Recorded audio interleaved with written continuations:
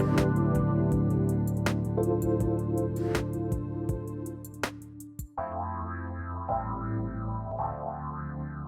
everybody. OMG. This is a big one. Gigantic. A doozy. This is a big one. Yep. I want to take a minute for those of you that may not know about Playing on the Edge radio with Megan Edge, Radical Change with Ease, or Megan Edge, for example.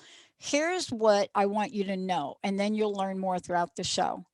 Megan is someone that made a decision and commitment to get all in to help other women change. And then when she got all in, she created a way to do that. She is known for the work she does as master healer and teacher, public speaker. She's the author of The Heart's Journey, right? And Heart's Oracle cards and guidebook.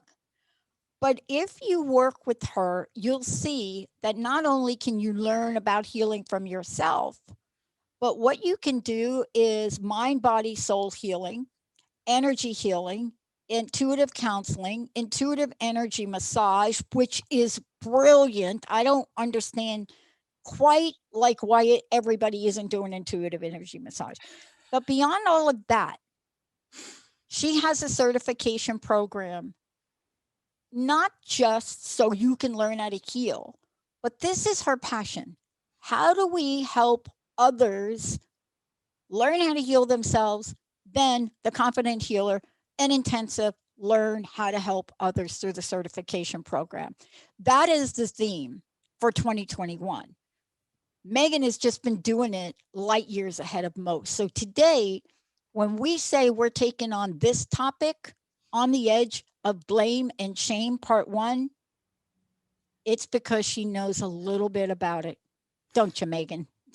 Just a little bit. Thank you for that introduction. That was wonderful. I'd like to meet this lady. She sounds amazing. Well, it's interesting because I know you get asked and I get asked how we come up with these topics to talk about, what it is about it. And let's talk about why this topic, why the blame game. You're working with women all over the world. They are working with you to get certified. They are working to help others. Yeah. And this idea of blame, boy, are we seeing a lot of that finger pointing going on? Yeah, all over the place. And when that question is asked, why do we do these subjects, or how do we pick the topics, it's really about what is showing up in the moment. So it's always relevant to where you and I find ourselves as well.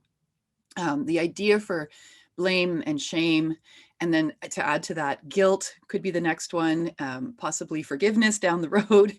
They're all part of the same conversation. And when I started teaching the 8 Power Steps to Becoming a Master Manifester, which started 4 weeks ago, we're in our 4th week, halfway through right now, this idea of blame came up fairly early on as we looked at what were the money stories that the participants and students were carrying with them, and where did those stories come from? Those stories come from early childhood. They come from our families of origin. And oftentimes we're not even aware that we're carrying these stories. And it's not just stories about our money or our relationship with wealth and abundance. It's really all of our stories. It's about how we show up in the world, and whether or not we're showing up in the world in a conscious state and awareness of who we are and what our beliefs are and what our triggers are, or if we're showing up in an unconscious state. And what I've seen over and over again through working with students, working with clients, and just in general, is that many people are carrying stories around blaming, shifting responsibility to others and away from themselves, and they're doing it unconsciously because it's what they've been taught, it's what they see all around them, and it hasn't occurred to them yet to maybe question that assumption that they don't have to be responsible for themselves. And the cornerstone of the work that I do with the people I work with is that piece of empowerment that comes from taking self-responsibility.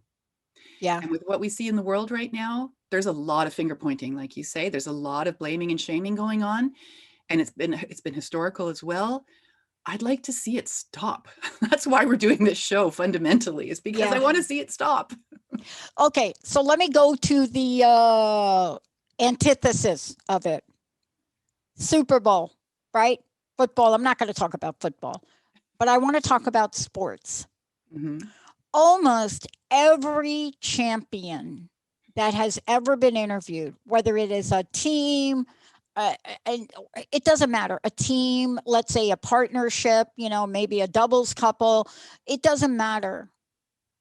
When you hear them speak, very rarely do they say, I would have caught that ball if Brady would have just a little bit 3 inches lower. I'd have caught that ball, Mm. right? I mean, so examples of not blaming exist. Why do Absolutely. we go to it though? Why do we go to it? Why do we go to it? Like, no, I didn't do that. Mary did that. No, I didn't. I didn't. Yeah. Why? What is Yeah. underneath that? There's a number of things that are underneath it. As I said, to start with, it's what we're brought up with, it's what we see all around us. And so it doesn't necessarily occur to us to question it. Um, and then it's also a fallback in a lot of ways. When I was doing research for our show, I came across this list of 5 different reasons why, and there's many reasons, more than 5, but 5 very specific reasons psychologically why people would fall into that blame game. And one of the big ones is about not wanting to recognize our own flaws. And so projecting or pointing out the flaws in others. It's a protective mechanism. We can also use it as a way to control the situation.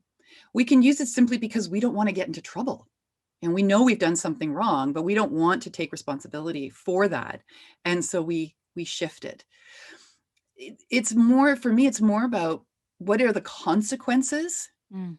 of either being blamed or blaming others. What is the cost of doing that as a way of showing up in the world? And certainly understanding the why is an important part of that, because that's what helps us understand what our pattern of behavior is, and it helps us understand how we can change that pattern of behavior. Megan, I know that we've got a lot to talk about today because it is one of these showstoppers and game changers, to just use a few of the terms we throw around. So let me just tell you what I mean. I'd love for you to talk to them, right? When I say showstopper and game changer, what do I mean, right? Um, we don't say out loud all that often, you're blaming Joe for that. We don't like say that. But when Mm, we hear somebody do it, we know it, right? yeah. We know it. Um, but let's talk about the underpinnings. If you're blaming, what are you not doing? Hmm. What is Well, the opposite of the blaming? you're not taking responsibility Oh, not for that word. yourself, for your actions, for your behavior. You're not allowing yourself an opportunity to do it differently, right? You're scapegoating on someone else or even on yourself. I mean, if we want to look at the whole picture, the self-blaming can be even more damaging, or certainly as damaging to ourselves, our psyche, our health, as it is to point the finger at somebody else and not take responsibility. What I see happen, when you talk about a game changer, what I see happen when people have that aha moment around either self-blame or blaming others, or recognize where they're carrying wounding because they've been blamed for something that they didn't do, and there's a whole lot of shame in that. That's part 2 of our show, of next show. um, Once that realization occurs and people feel the shift in their body, you can really feel it energetically in your body, to accepting responsibility, there's this moment of empowerment of, wait a minute, you're telling me that if I take responsibility, then I get to grow, I get to evolve, I get to actually be in control, because blaming someone else as a control mechanism is an illusion of control. It's not actually being in control. And even if the short term has a benefit in placing the blame on someone else, the long term repercussions are much more damaging. So that moment of aha, I can be responsible, means that I can be empowered, means that I can make better decisions for myself, means that I can grow and change. It changes their lives. My dad used to do something really interesting, and he would do it jokingly, but when you think about it, wasn't so joking Mm. sometimes. But my mom would ask him about something, right? And my dad would just go like that. You Not know me. that expression where you cross your eye? You know that Yeah. one? Yeah. He'd never say, "Oh, Joyce did it," or "Pat did it," or "Doris did it," or "Chicky did it," or "Anthony did it." He would just go like that. Mm-hmm. And what was fascinating about that is it derailed my mom. Mm. Like, we knew she's furious. You could see it in her eyes. She just is like, "Honey, did you do that?" Not really, honey, but you could tell, Yeah. right? And it diffused it. And sometimes we have to hit the pause button, don't we? We have Mm-hmm. to hit that pause button. But one of the things that is so important to talk with you about is is there an emotional layer to blame? And what is it? So I want to take a short break. When we come back, what is the negative impact on blaming, and what are some of the emotional underpinnings that if we could understand them, maybe we wouldn't be quick to say that person's name and hit the pause button for a minute. Maybe. But Megan's going to tell us what that takes. Let's take a short break, everybody. We'll be right back.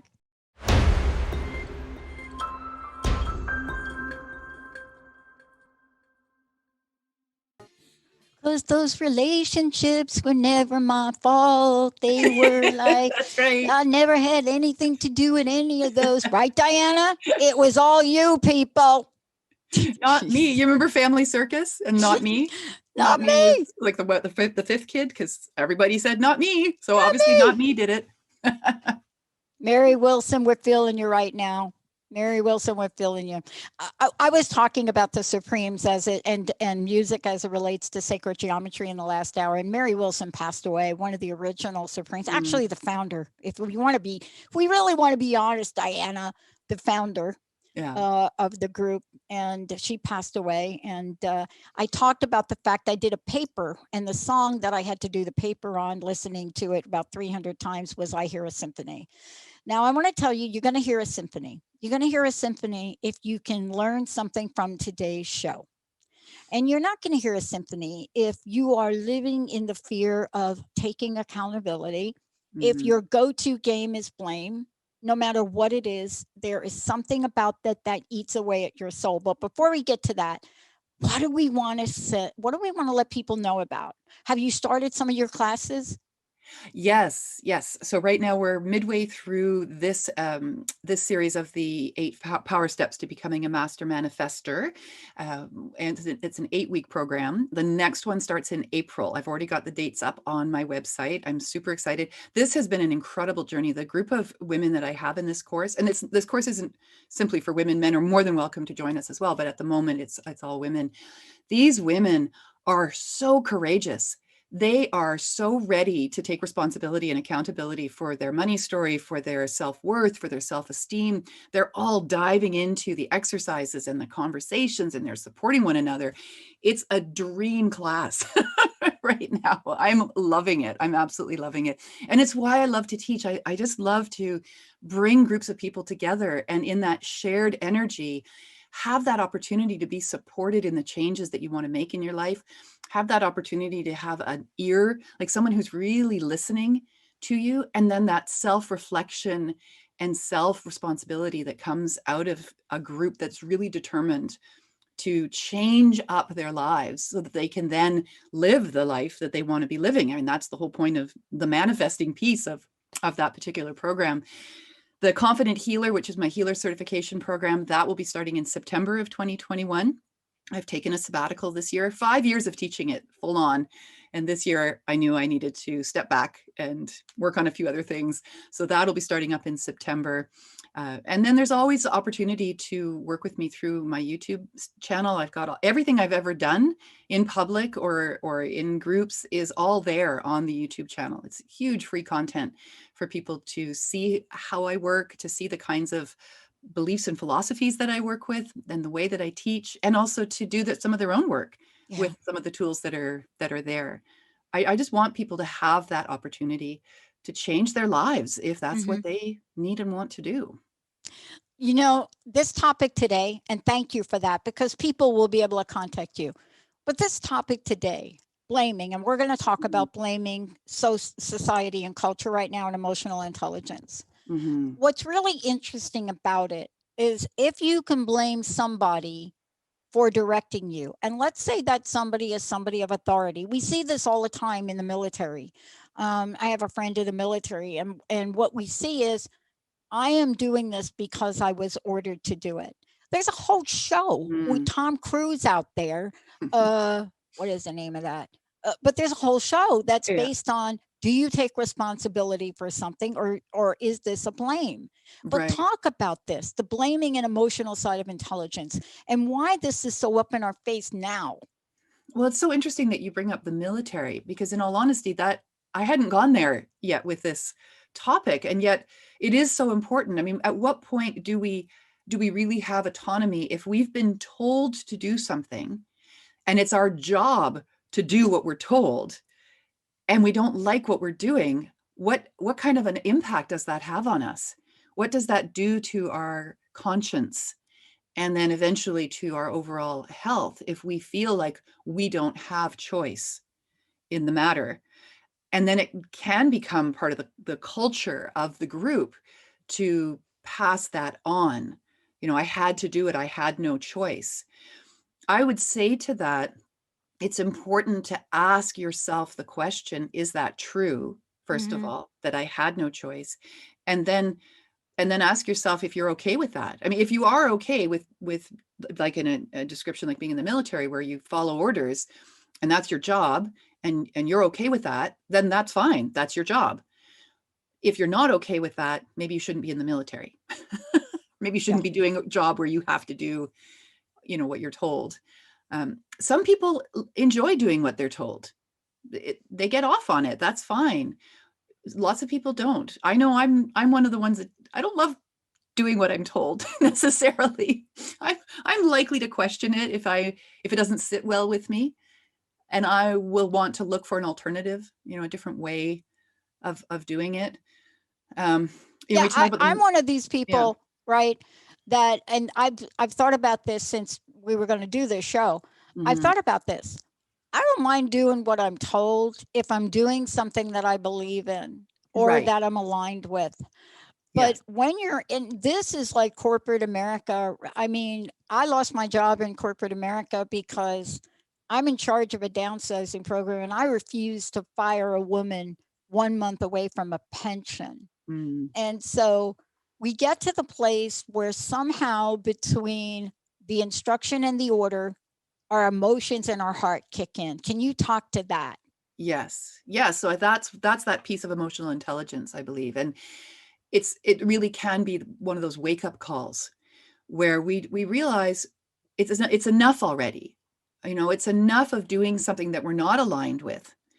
And it gives us an opportunity to really examine our beliefs and how we're living our lives and how we're showing up in our lives. And if we take that wake up call as an opportunity to heal some of the things that have led us to behave a certain way, then it really can be this amazing this transformation. If we don't, I think, well, I know that the effect of that is huge on our health, our mental health, and our physical health, all of it. Mm-hmm. We were talking on the break about how courageous it is to stand up for something that you believe in, how courageous it is to take responsibility or to take accountability when you realize that you could have done it differently. Yeah. And that's huge. Yeah. It isn't an easy thing to say, that was me. Yeah. I did that. So I'm really sorry. I did that. Yeah. That was Yeah. me. And both of us have had background, history and experiences with this to get us to why we're talking about this today, right? Hmm. Um, what have you discovered about folks that blame others for their mistakes? What have we discovered along that, right? You know, is it to our advantage to do that, or is this something that happens counter to what our soul really longs for? Well, that's a great question. I believe that if we are in honesty with ourselves, if we operate from a place of wanting to know the truth or wanting to know our truth, we won't be able to blame somebody else. It just won't be in our nature because it doesn't feel good in our bodies if we're in that place of truth.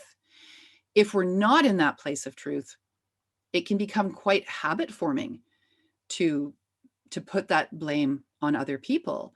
And as I said earlier, the short term, there might be a gain and a benefit to that. But in the long term, there are going to be health consequences from that. Yeah. It's, I don't know. I know that for me, I'm at a place in my life now where I don't think I could blame someone else for something that I knew I could have done differently. And I would rather say, shoot, that was on me, than say, no, it's because of that person or that thing that happened. You know, Yeah. I actually get a kick out of trying to figure out how I could have done it differently. Yeah. I'll tell you what, all you need to do is to own a company, right?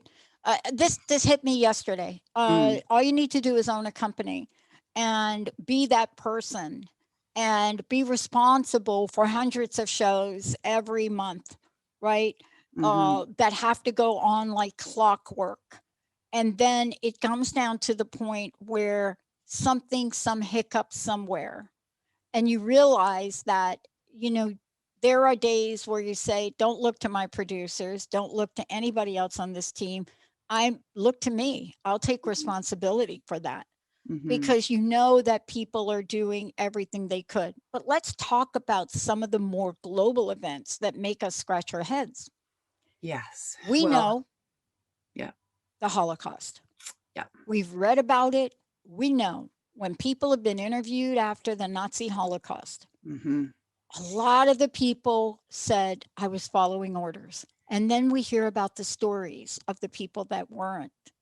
yeah. But there's a relationship between that and working in authority, or if somebody in authority says, go do this. Linda and I Mm-hmm, had this big debate about this last night. mm, Um, it's really confusing for that person, isn't it?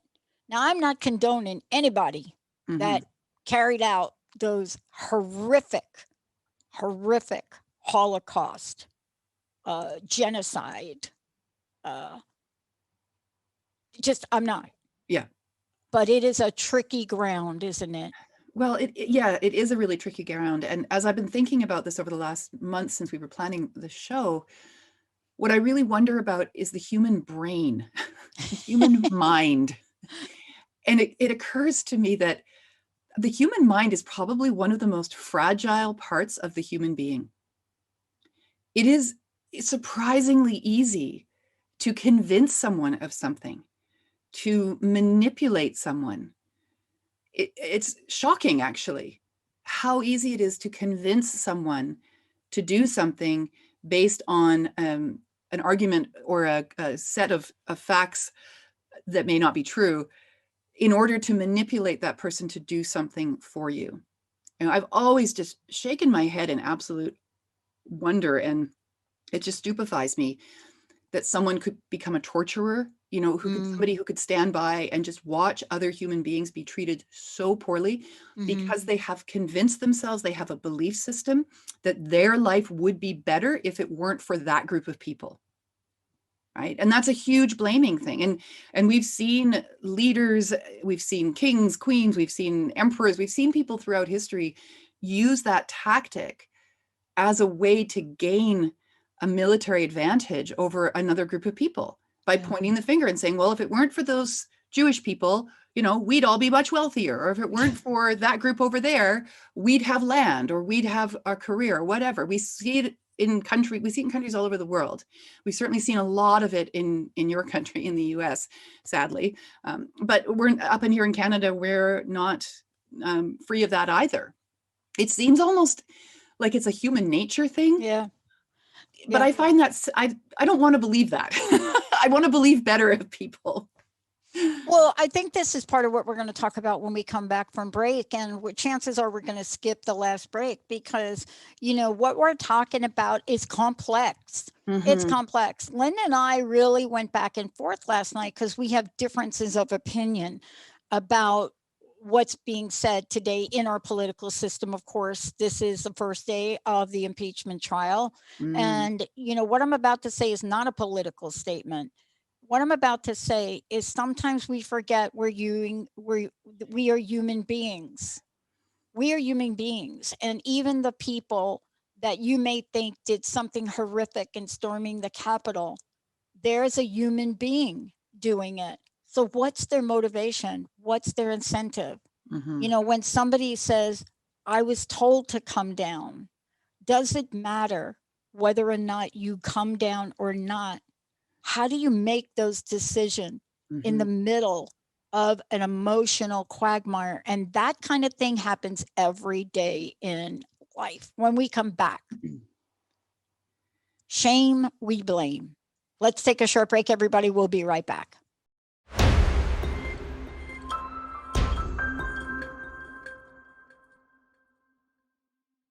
Benny. Thank you so much, Mr. Benny. Hey, everybody. Welcome to Playing on the Edge Radio with Megan Edge and me, Dr. Pat. And this is about radical change with these. Today, it's on the edge of blame and shame, part one. Megan, before we get rolling here, because we'll most likely not go to another break, how do people engage with you? How do they learn from you? All of the above. Yes, they can find me on my website, which is meganedgehealing.ca, not .com, but .ca here in Canada. I'm on LinkedIn under Megan Edge. I'm on YouTube, Megan Edge Healing. You can find me on Facebook, both my personal account, Megan Edge, and my business account, Megan Edge Healing. Basically, type in Megan Edge Healing and you'll find me. You'll find me on Transformation Talk Radio, on your website. Where else? Oh, Twitter, I think. LinkedIn, definitely. Yeah, Cool. lots of platforms. Too many platforms. All of the above. All of the above. Send me an email. I love getting emails. That's, if I could ask people to do one thing, it would be just put it all in one place. Send me an email. But I wouldn't blame you if you go elsewhere. I love it. Okay, let's go.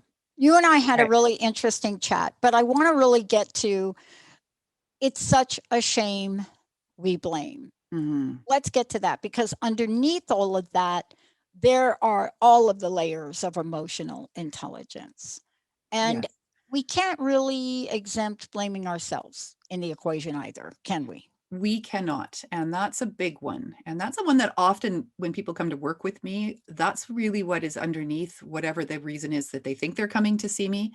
It's usually because at some level, somewhere in their life, they're holding themselves accountable to the point where that's not healthy. It's one thing to say, yep, that's on me. I'll take responsibility for that and I'll change it or I'll make my apologies or my amends. It's another thing to take on everything and make it all about you and that it's all your fault. It's the if only language.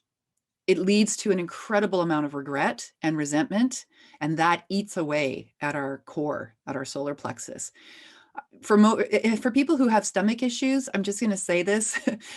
I mean, it's all good to change your diet and do all of those things and take your Alka-Seltzer or whatever else you're being prescribed, but take a look at your relationship with regret, resentment, and blame, because that's where it ends up in your body, is actually in your digestive system. It's about digesting your emotional experiences and really understanding what it is that's going on and how can you become a better person through the experiences that you've had. Blaming ourselves for things, that can be an eye opener, and it can be really healthy to say, yep, okay, I see now that I'm not a perceived failure in my life because my parents were bad to me when I was a kid. But then to not do anything with that information is where it becomes a real problem for people. All right. Because then they get stuck in it. They get stuck in either blaming their parents, let's say in this example, or blaming themselves for not being better, doing better, thinking differently. But then they don't actually become part of the solution. They just remain part of their problem. Mm-hmm. This is really one of those things where when we think about it, we really break it down. to what if we didn't blame others? Yeah. What if we didn't blame others? I mean, here in the United States right now, and the world is watching, we're hearing multiple sides of a story.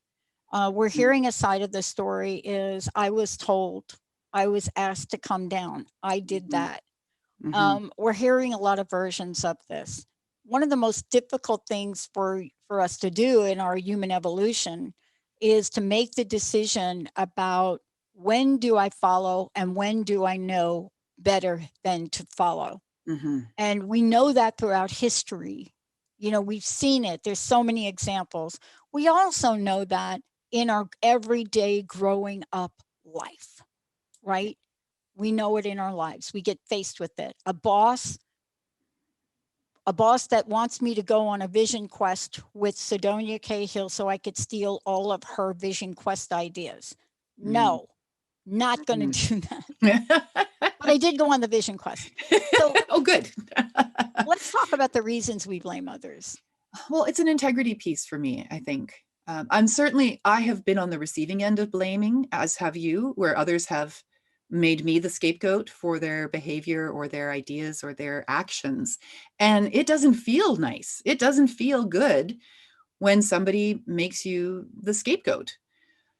It also doesn't feel good when we do it to others, and at the end of the day, for me, it's about free will Mm-hmm. and autonomy. The choice is always mine, no matter what the decision is. I really firmly believe this. And I know there's a whole bunch of people out there going, yeah, but what if? But when, the big guy says, do it, and you have to do it. Maybe you are in such a limited place that you do have to do it for various very important reasons, like self-preservation. That is still your choice, Mm-hmm. right? It is a shame that we blame, because when we're blaming, we're not taking responsibility and accountability. Now, as we've said, there's lots of layers to this. I think a good leader, someone in leadership who is really good at what they're doing, knows when to hold someone accountable, not from a place of blaming them, but from a place of asking them to take responsibility. And I think it would be interesting if we were to change up our language, and instead of using the word blame, we took it out of our vocabulary and instead replaced it with responsible.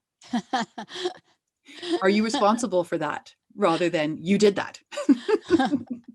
Right.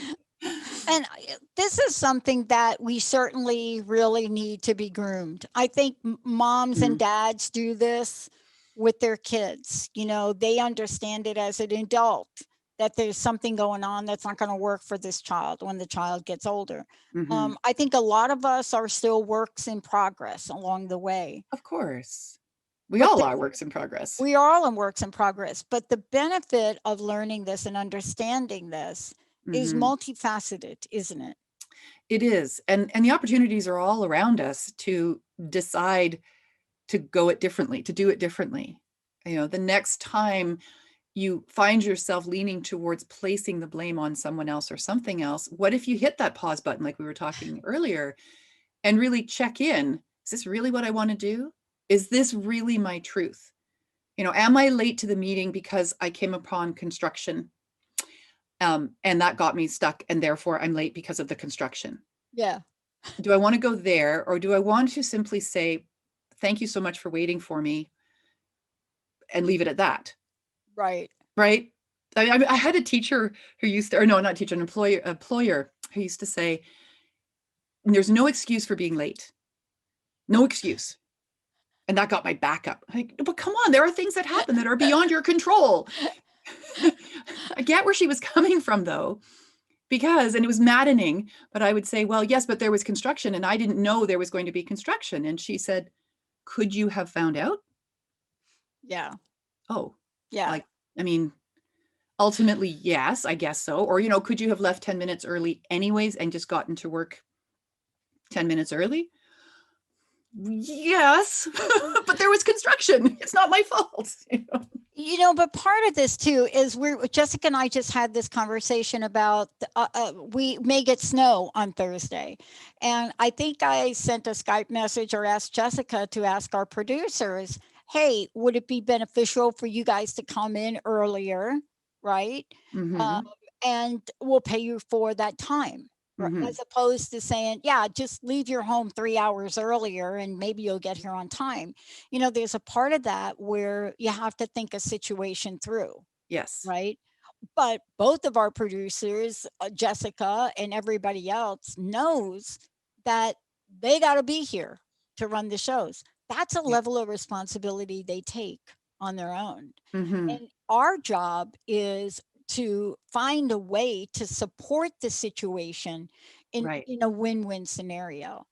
And don't you Yeah. think that people that are, let's call them the jurors. I told you about Mary Louise Smith every time I walked into the room. She knew Yes. exactly what she needed to train me on, right? Yes. But Yep. there's something that a person can meet you halfway, right? When Yes. she said to me, "What part of the problem are you?" It took me a while to trust Mm-hmm. that this is safe for me to answer that question in a Yeah. way that it wouldn't come back to haunt me. That took a lot. Isn't It do- trust part of this? yes, and I love that you've said that too, because yes, what if it wasn't safe when you were growing up to be responsible? What if it was safer to blame somebody else? Like it was literally a coping mechanism to shift the blame away from somebody else. Yep.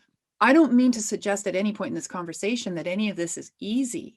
We've said a few times now, it's complex. There Yep. are complexities to this. This is why it's blame and shame. This is why it's a two-parter. Because next time we're going to talk about the shame aspect of this. These these nuances of behavior are so ingrained in us. We're taught at such an early age, even before we have, even before we're pre-verbal, or when we're pre-verbal rather, that it's like it's an osmosis. So to step back and really either take the opportunity or be faced with the opportunity to examine the way that you're showing up in the world is it's it's huge. It takes courage to really stand in that and say, what is my responsibility Yeah. here? Yeah. What part of the problem am I? What part of the solution am I? Yeah. I was sharing with you on the break. I loved that idea of what part of the problem are you? And I've been playing with that. I've been mulling it over. Okay, what part of the problem am I? What am I doing to make it worse? Or what am I doing to stay stuck in it? Yeah. And how could I be part of the solution? And that really speaks to the healing work around healing these wounds of blame, either where it's been inflicted on us or where we have inflicted it on others. And boy, that's it. And this is the body of work that, first of all, we talk about that you do in many, many ways. But Mm-hmm. this is also, by even asking that question, it is a place where you can lean in to whether or not you're ready, right, Mm-hmm. Mm-hmm. to work with that. I want to put a caveat out on that, and I'd love for you to talk about it.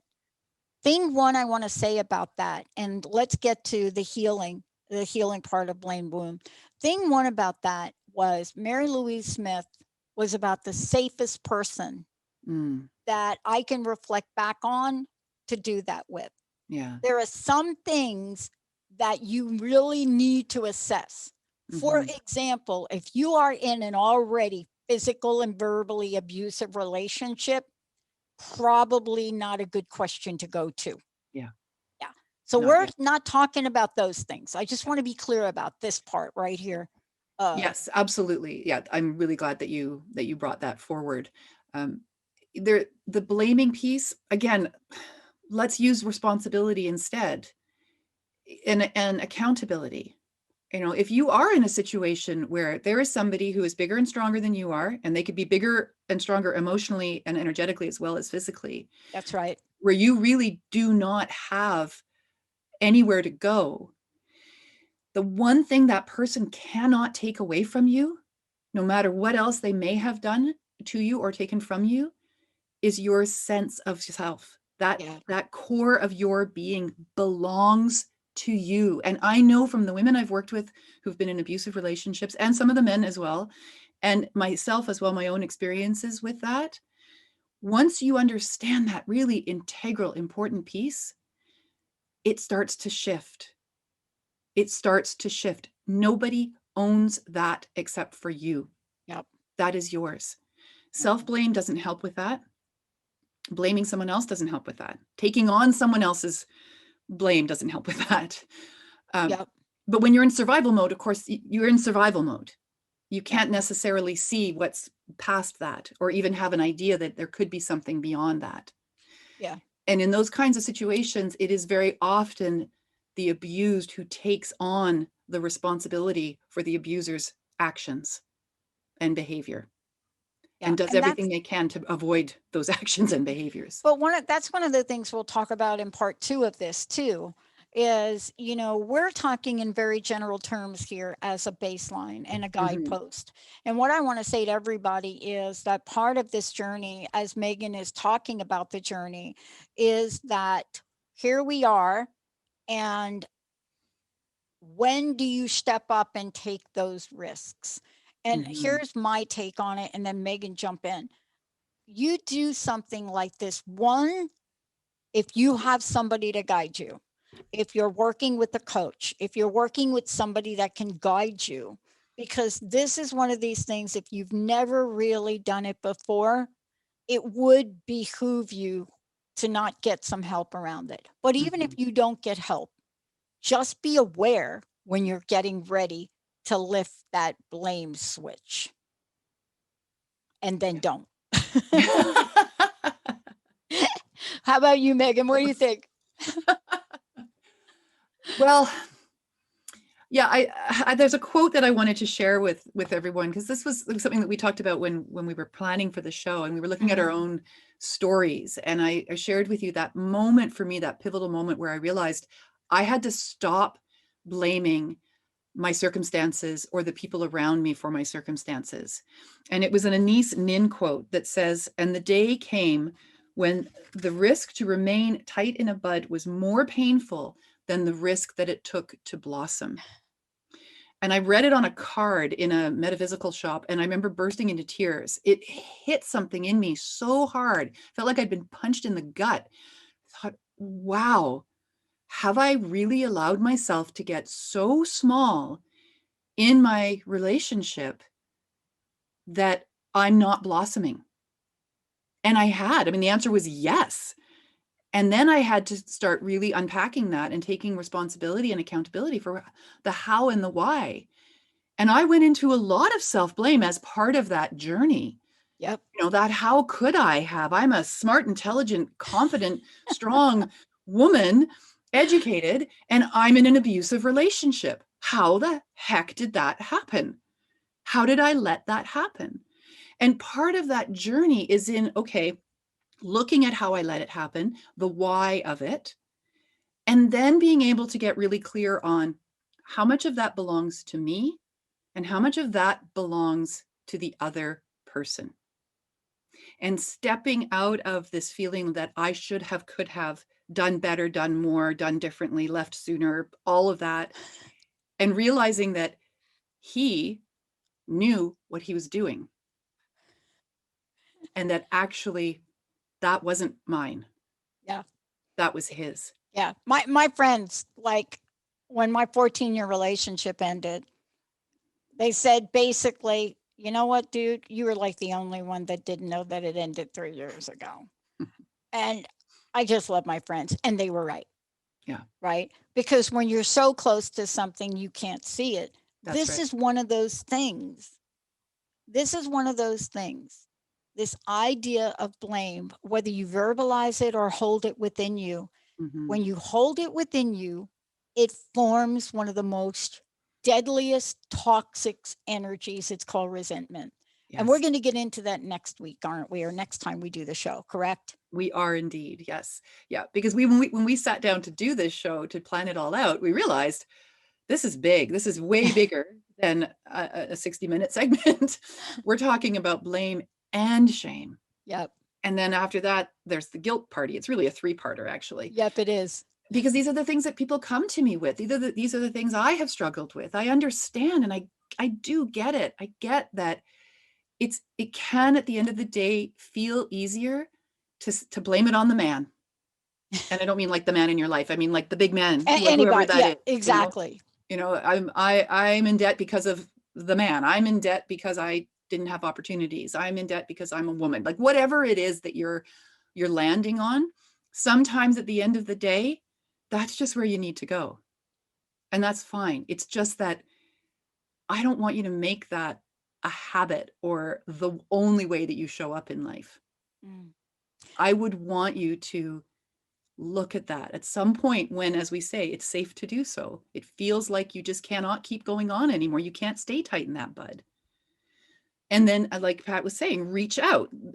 You're not meant to do any of this by yourself.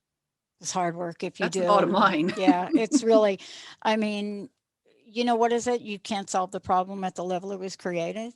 I And love that. that stays with me because Yeah. I know that, well, I mean, I'm not, look, I'm not going to be able to figure this out. So, Megan, again, let folks know how they can work with you and then talk a little bit about shame, which we're going to do as part 2. So I can work with anybody anywhere. We've got this beautiful world of Zoom now and Skype and other ways that we can connect with each other. And I am also seeing clients in person. If you happen to be in the Victoria area or Vancouver Island, we're using all our protocols and we're being safe, because this kind of work, it really does need to be done face to face. We need to see one another. So you can reach me through my website. There's a contact page there. You can find me on LinkedIn. You can find me on Facebook. You can find me on Transformation Talk Radio, and just reach out any way, any which way.